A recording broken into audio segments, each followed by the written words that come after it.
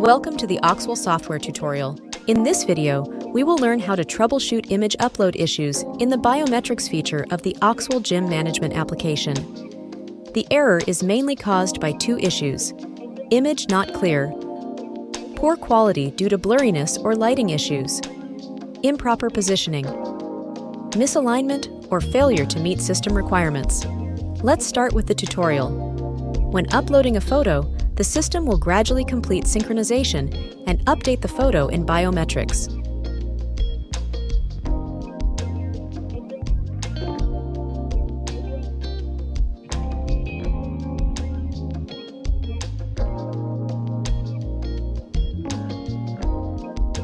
Once the photo upload is complete, navigate to the biometrics section to confirm the update.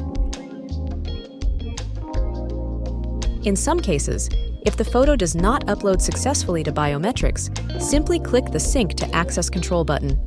This action will complete the synchronization and resolve the issue. Thank you for completing this tutorial. If you have any questions or need additional assistance, please feel free to contact us. We appreciate your use of the Auxwall Gym Management Application.